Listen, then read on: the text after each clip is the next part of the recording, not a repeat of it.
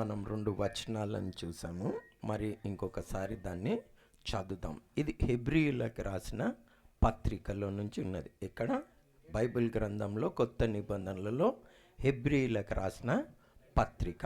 ఈ హెబ్రీయులకు రాసిన పత్రికలో ఒక ప్రత్యేకత ఏంటి అని అంటే, వీరు చాలా చక్కగా ప్రారంభించిన వారు, క్రైస్తవ జీవితము చాలా చక్కగా ప్రారంభించిన వారు. కానీ అంతము కాలం గడుస్తున్న కొద్దీ మెల్లమెల్లంగా మరి ఆ మొదటి ప్రేమలో నుండి, విశ్వాసంలో నుండి పడిపోతూ ఉన్నారు. వీరు హెబ్రీయులకు రాసిన పత్రిక ఎవరు చాలా చక్కగా స్టార్ట్ చేసిన వారు. కానీ కాలం గడిచిన కొద్దీ, వారికి ఇబ్బందులు వస్తున్న కొద్దీ వారు ఏం చేశారంటే మెల్లమెల్లంగా దిగజారిపోతూ ఉన్నారు విశ్వాస జీవితంలో నుండి.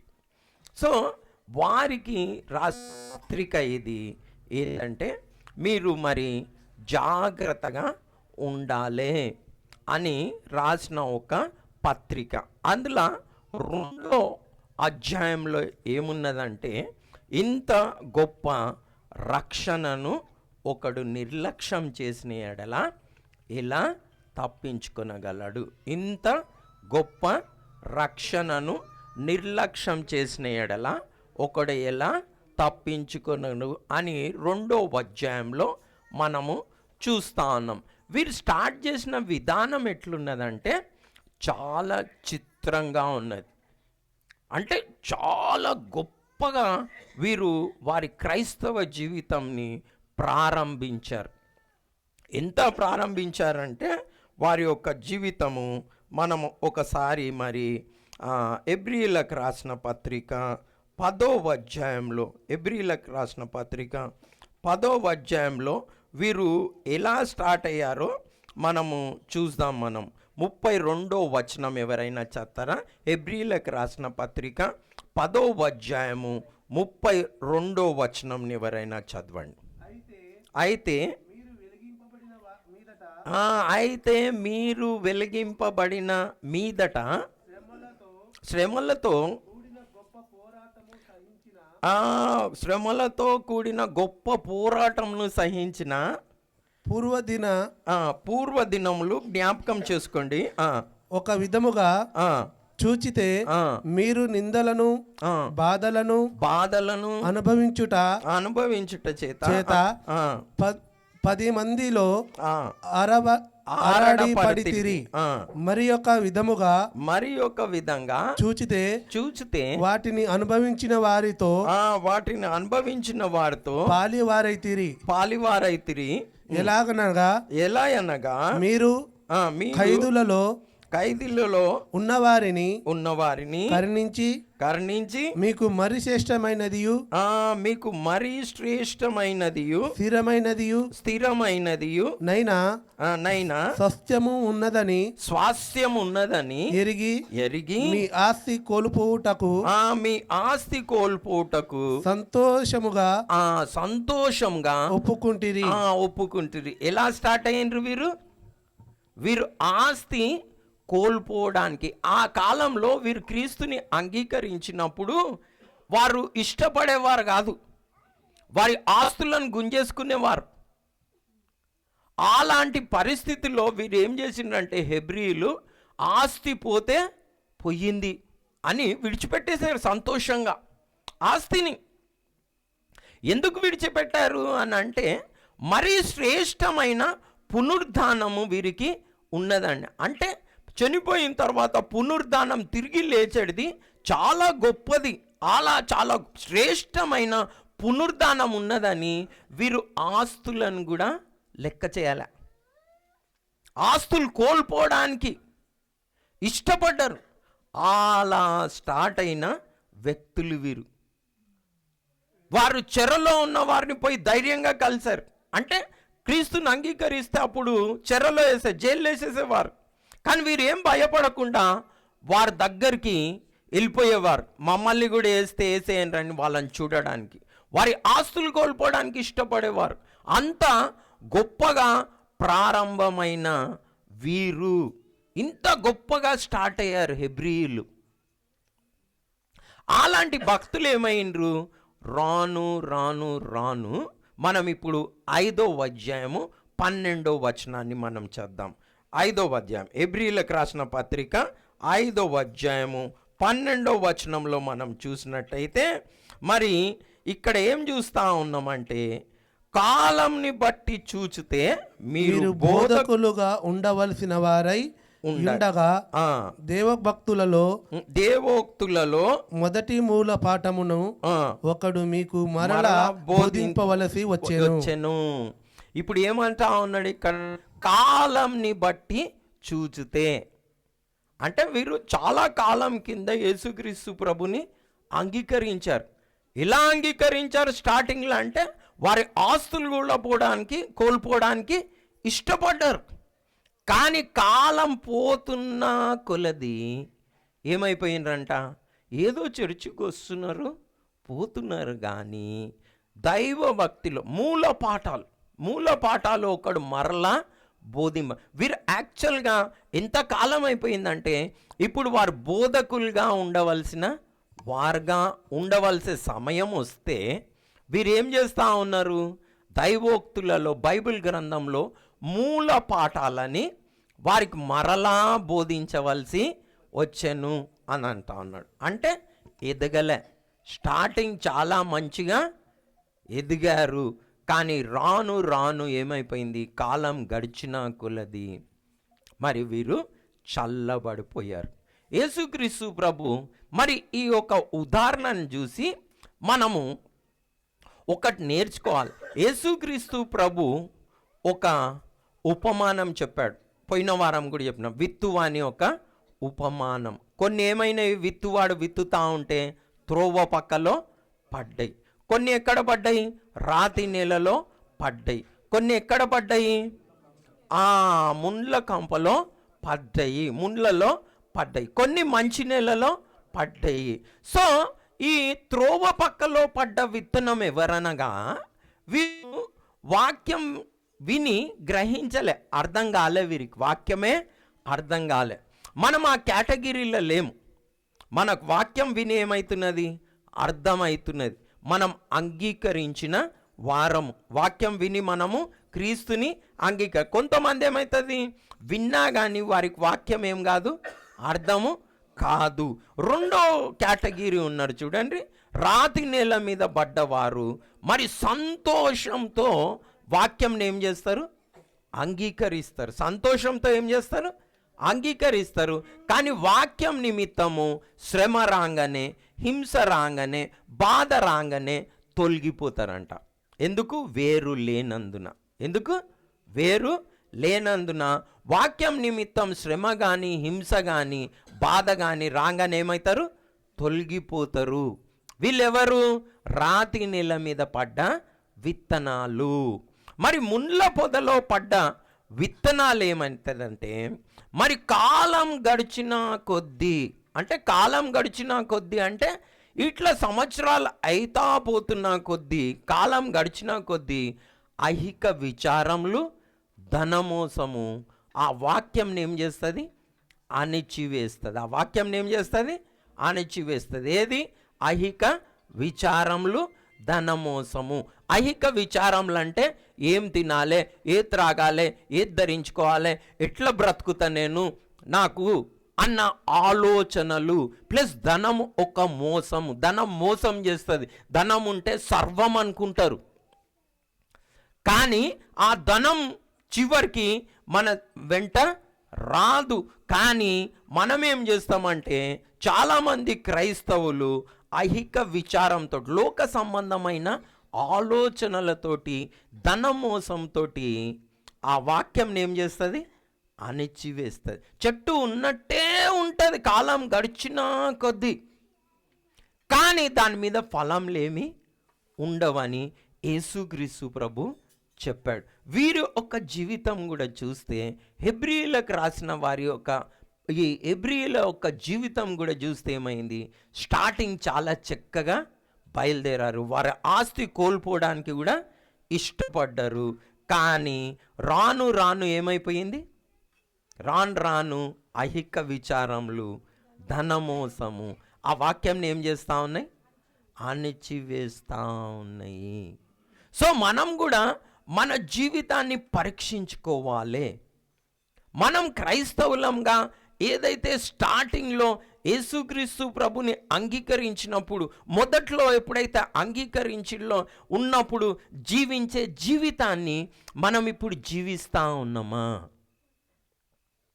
లేకుంటే మనము అలా క్యాజువల్గా అంటే కూడుకోవాలి అని కూడుకుంటారు, చర్చికి రావాలి అని వస్తారు, కానీ ఆ మొదట ప్రేమ ఉన్నదా?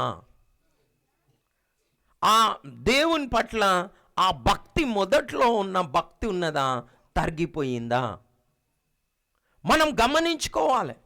ఎందుకంటే యేసుక్రీస్తు ప్రభు ఆ ఉపమానం చెప్పాడు, విత్తువాని ఉపమానం.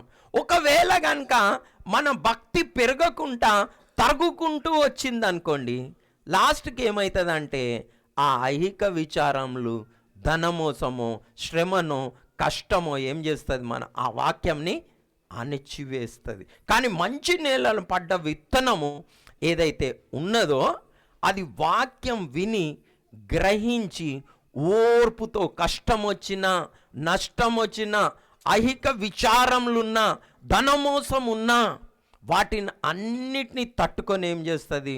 30 అంతలు, 60 అంతలు, 100 అంతలు ఏం చేస్తుంది? ఫలిస్తుంది. ఇది యేసుక్రీస్తు ప్రభు చెప్పిన ఉపమానము. కాబట్టి మనము ఈ హెబ్రీయులు ఎంత గొప్పగానైతే స్టార్ట్ అయినరో అంత గొప్పగా ఎండ్ అయితే లేరు. రాను రాను చల్లబడిపోతూ ఉన్నారు. అలా మనం కూడా చాలా కేర్ఫుల్గా ఉండాలి. ఇంత గొప్ప రక్షణని మనం నిర్లక్ష్యం చేస్తూ ఉన్నామా, లేదా దినదినము పెరుగుతూ ఉన్నామా అని మనము చెక్ చేసుకోవాలి.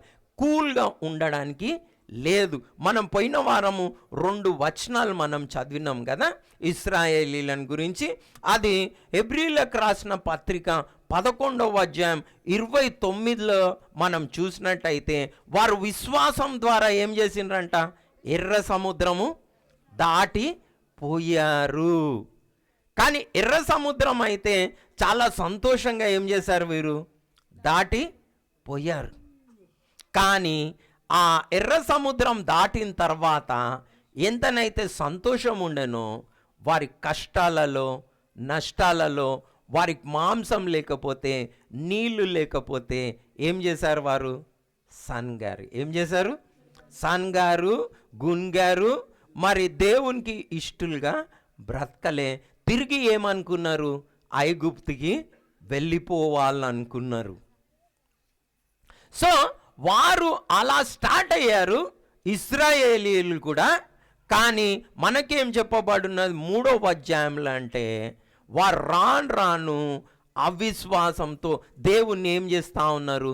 శోధిస్తూ ఉన్నారు. మనం చూద్దామండి హెబ్రీయులకు రాసిన పత్రిక 3వ అధ్యాయంలో మనము 3:19 చదవండి. వారు అంటే మనము ఇక్కడ ఏం చెప్పబడినదంటే కొన్ని వారికి చెప్పిన మాటలు మనం చదవాలని 16 నుంచి మనం చద్దాం. విని కోపం పుట్టించిన వారెవరు? మోషే చేత నడిపింపబడి ఐగుప్తులో నుండి బయలుదేరి వచ్చిన వారందరే. మోషే చేత నడిపింపబడి ఐగుప్తులో నుండి బయలుదేరి వచ్చిన వారే కదా. ఎవరి మీద 40 ఏండ్లు ఆయన ఎవరి మీద 40 ఏండ్లు ఆయన కోపగించెను దేవుడు? పాపము చేసిన వారి మీదనే. పాపం చేసిన వారి మీదనే కదా.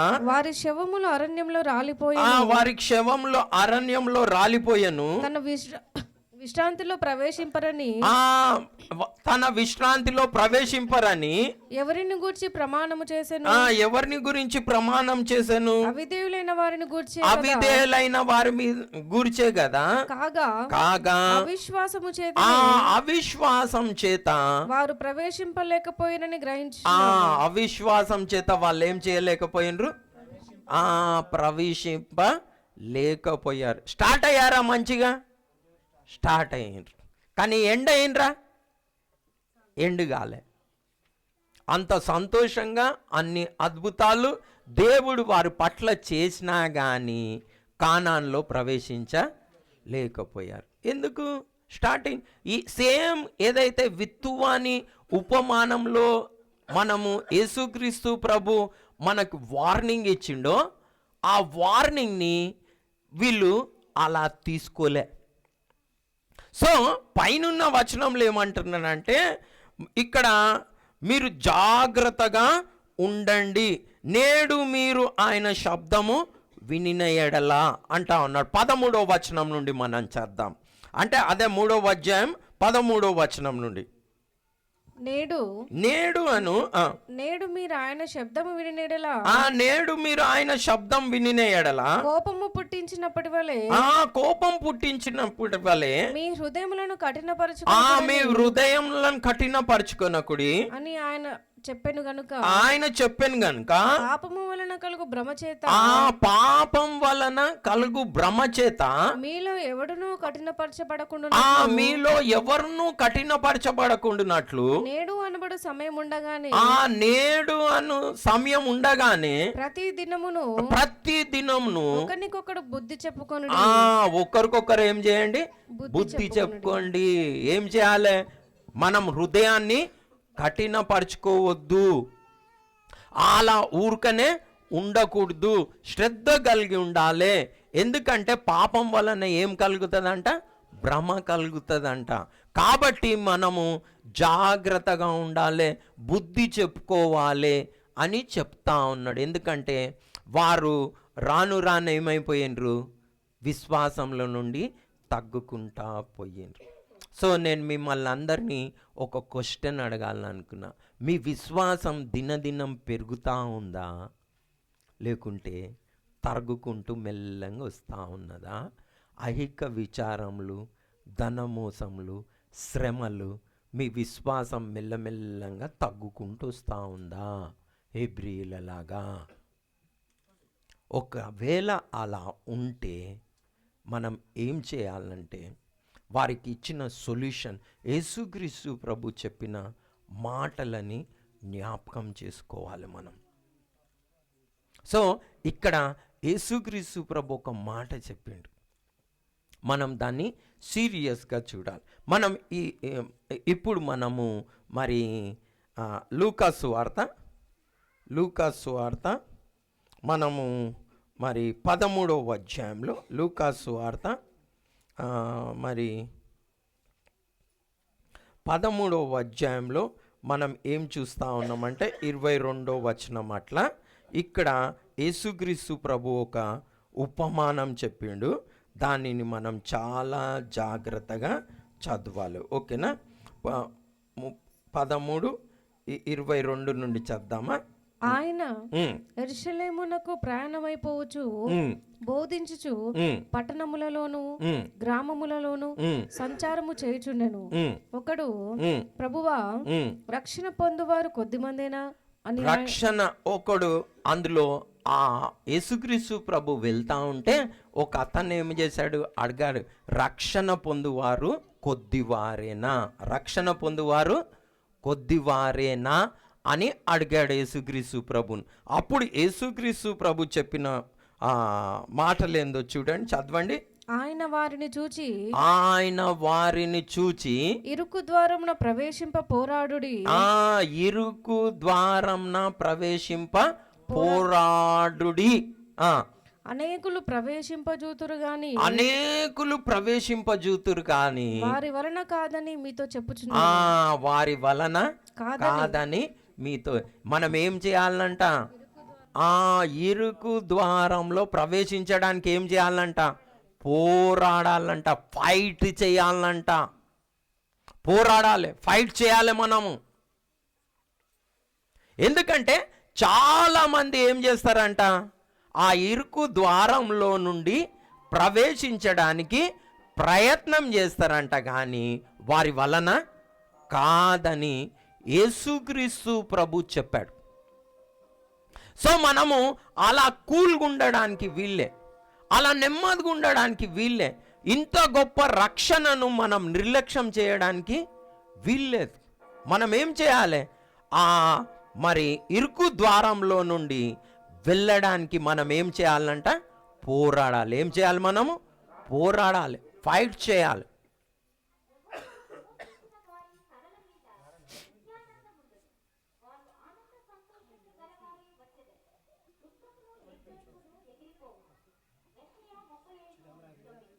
ఓకే, మనము మరి ఆ ఇరుకు ద్వారంలో నుండి ప్రవేశించడానికి మనం ఏం చేయాలి? పోరాడాలి. ఆ పోరాటం మీరు చేస్తూ ఉన్నారా? మనం చేస్తూ ఉన్నామా? లేకుంటే ఏదో చర్చికి వచ్చేసి మనం అలా వెళ్తూ ఉన్నామా? ఆ పోరాటం చేయాలి. ఎందుకంటే ఈ ఇశ్రాయేలీల జీవితంలో చూస్తే, ఈ హెబ్రీలకు రాసిన పత్రికలో హెబ్రీల జీవితం చూస్తే ఏమైంది? స్టార్టింగ్ చాలా చక్కగా బయలుదేరారు, కానీ ఎండింగ్ చక్కగా అవ్వట్లేదు.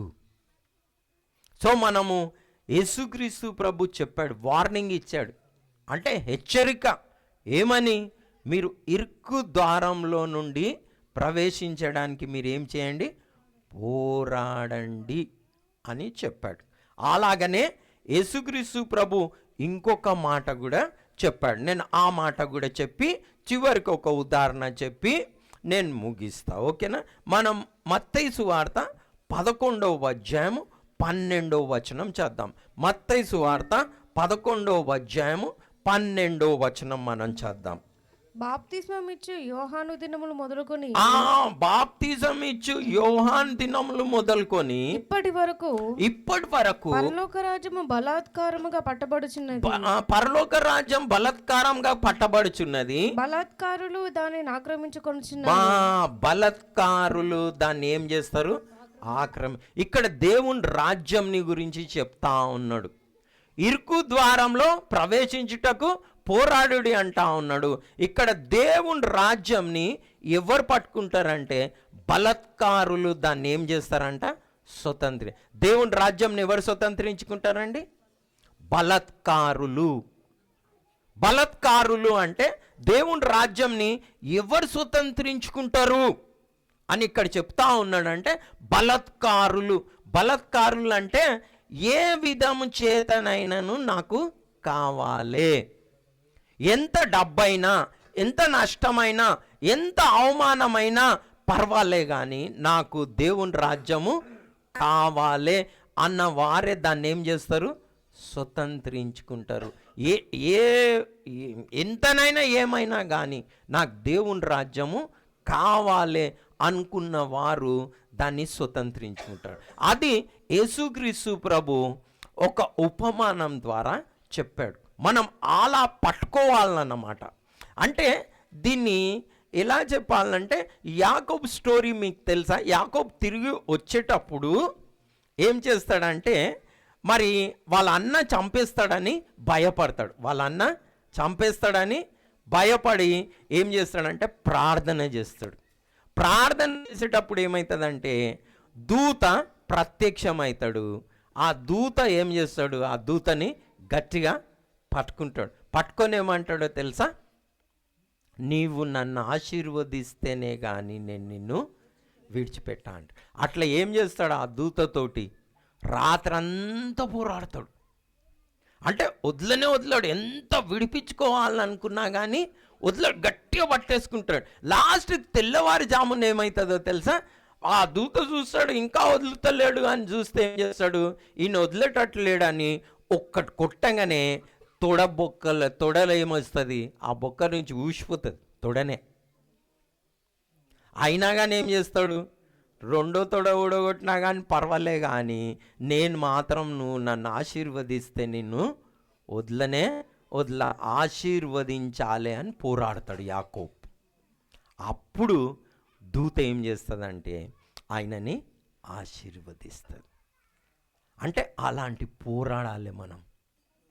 అలా దేవుని రాజ్యం మనకు కావాలి అని మనం పోరాడాలి, అలా ఉండాలి. సో ఇక్కడ యేసుక్రీస్తు ప్రభు ఏమంటా ఉన్నాడంటే బలాత్కారులు దేవుని రాజ్యంని స్వతంత్రించుకుంటారు. ఒకవేళ కూల్ ఉంటే స్వతంత్రించుకున్నారు అన్నమాట.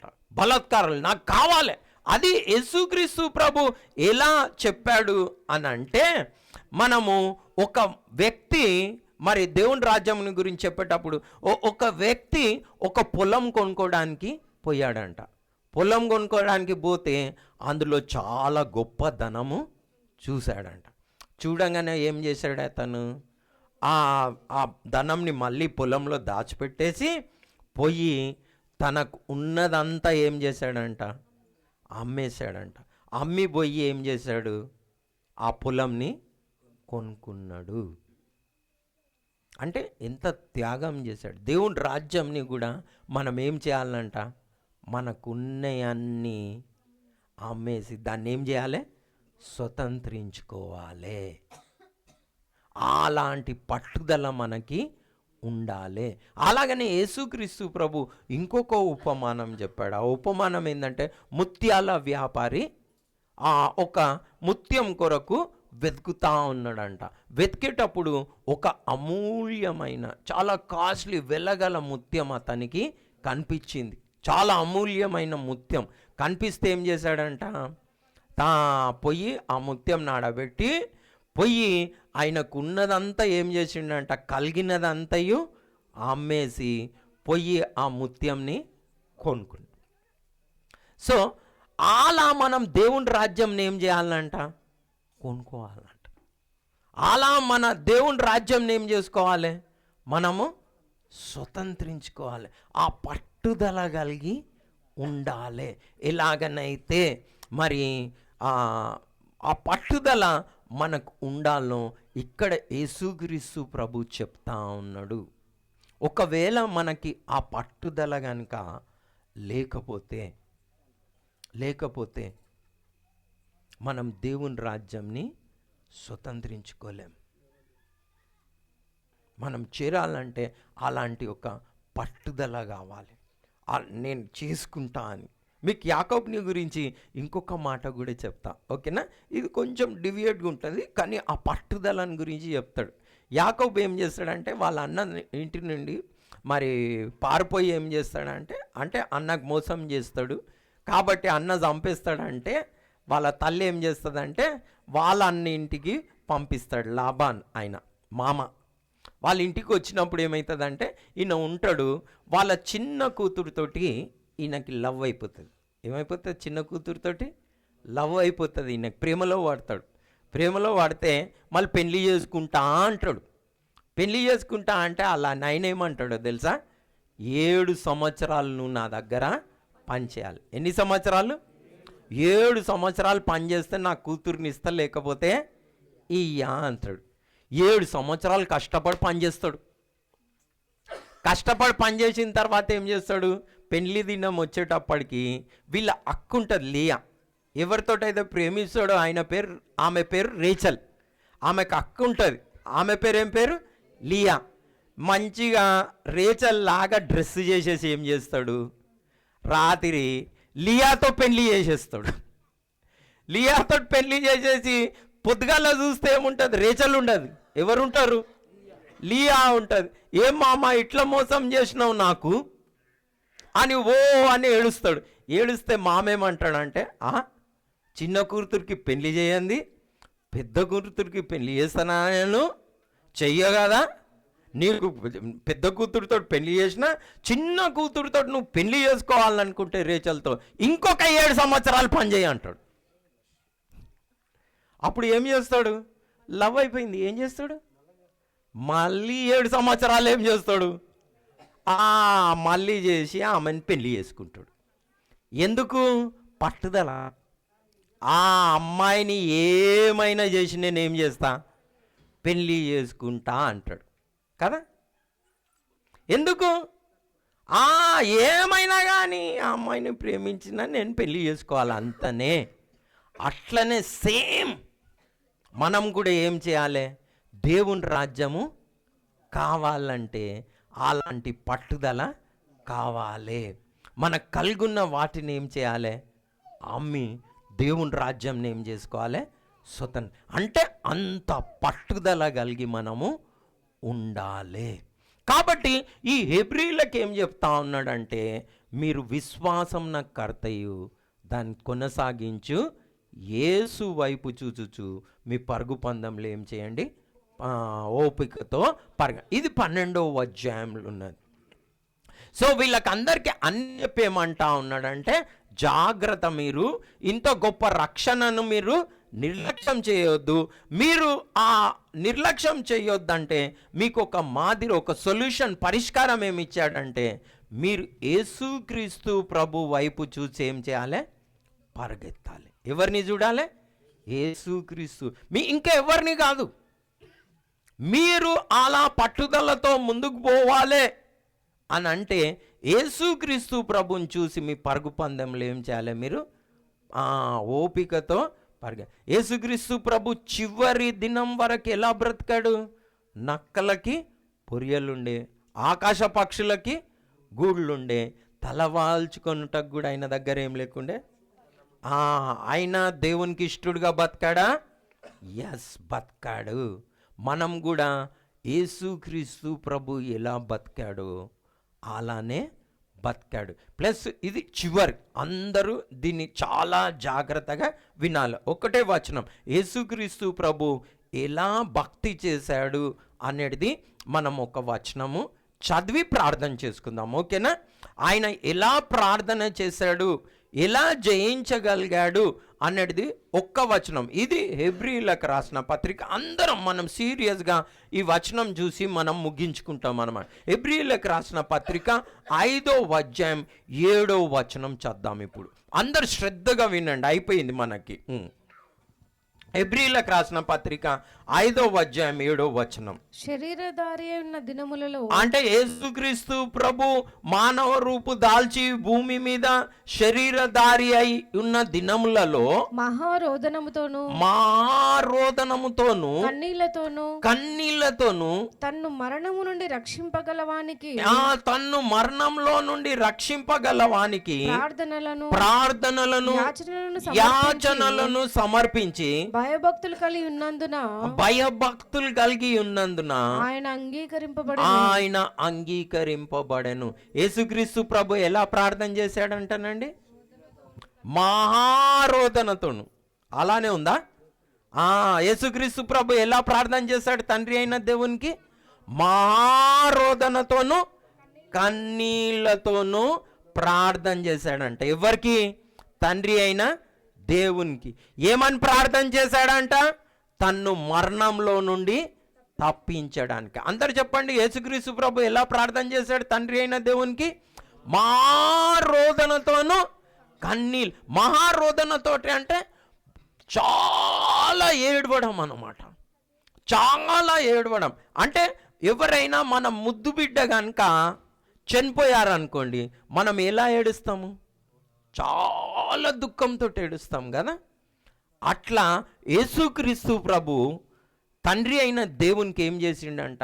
అంత దుఃఖంతో ప్రార్థన చేసిండ. దాన్ని మహారోదన అంటారు. మహా అంటే చాలా గొప్ప, రోదన అంటే దుఃఖం అన్నమాట. మహారోదనతో కన్నీటితో ఆయన తండ్రి అయిన దేవునికి ఏం చేశాడు?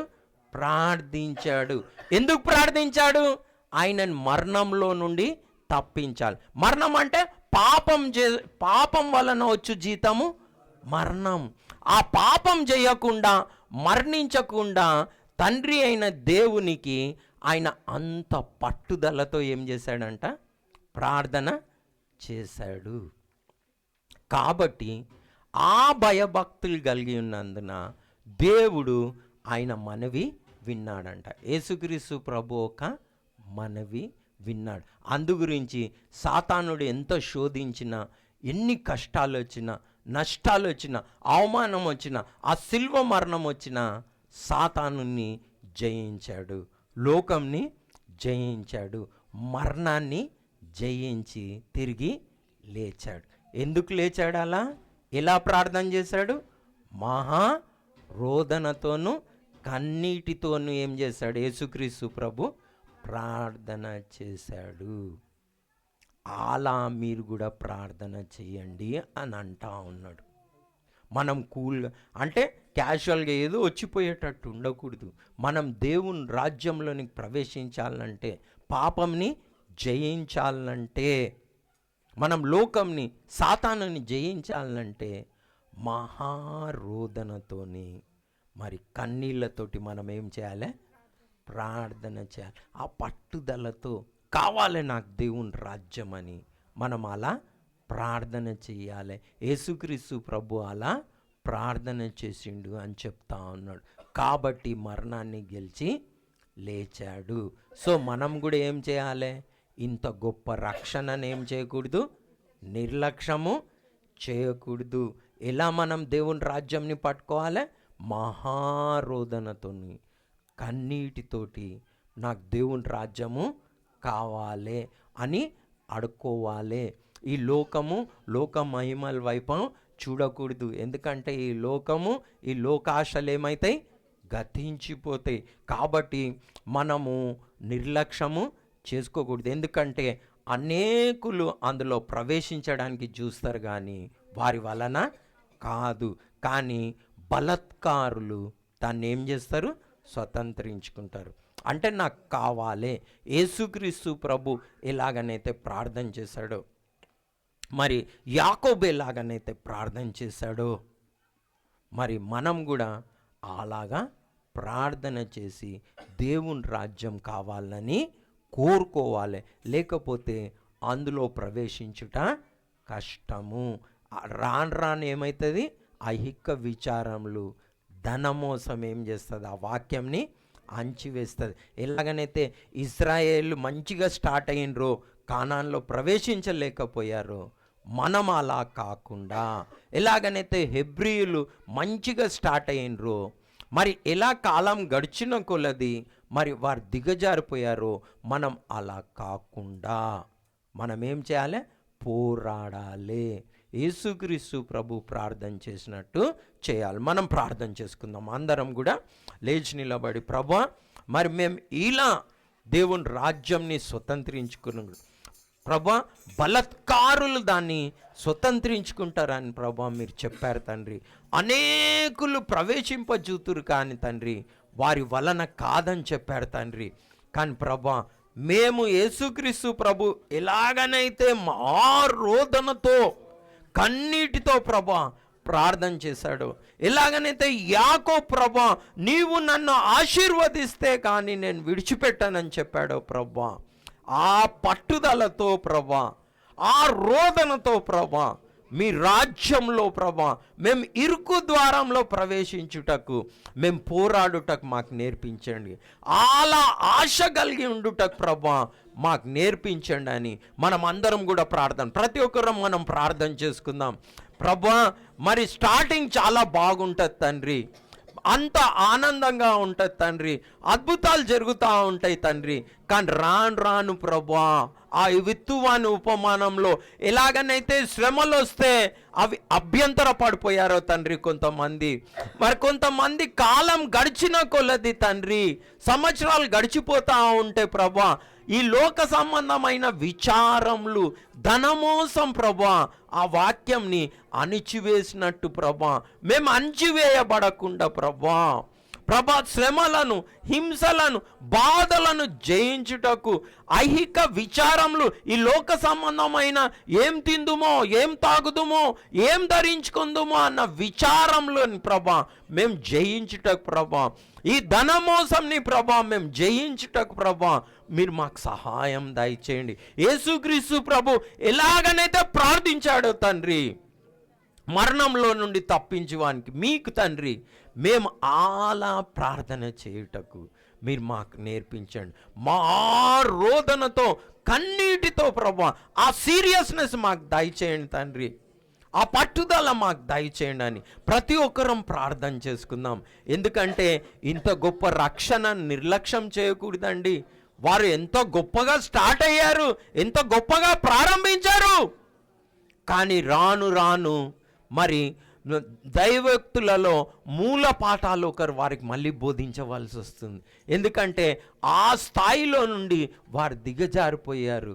కాబట్టి వాళ్ళకి రాస్తా ఉన్నాడు, ఇంత గొప్ప రక్షణను నిర్లక్ష్యం చేస్తే ఎలా తప్పించుకుంటారు? మనం కూడా ఇంత గొప్ప రక్షణను నిర్లక్ష్యం చేస్తే ఎలా తప్పించుకుంటాం? ప్రతి ఒక్కరు ఆలోచించండి.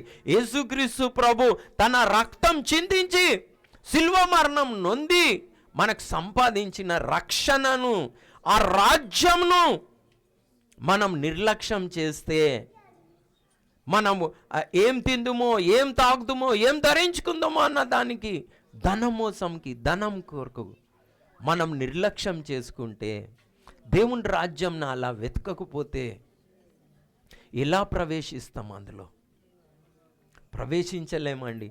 అనేకులు ట్రై చేస్తారంట, కొన్ని దినాలు వాళ్ళకు మంచిగా అనిపిస్తుంది, కానీ శ్రమ కానీ హింస కానీ రాగానే వారు అభ్యంతరపడతారు, ఫలించరు వారు. మరి ఐహిక విచారములు, లోక సంబంధమైన విచారములు దయచేసి మనం అందరం ప్రార్థన చేద్దాం. ఇది యేసుక్రీస్తు ప్రభు చెప్పాడు. ప్రతి ఒక్కరు మీ యొక్క జీవితంలో కూడా మీరు ఆత్మీయంగా ఎదిగారా లేకుంటే దిగజారిపోయారా?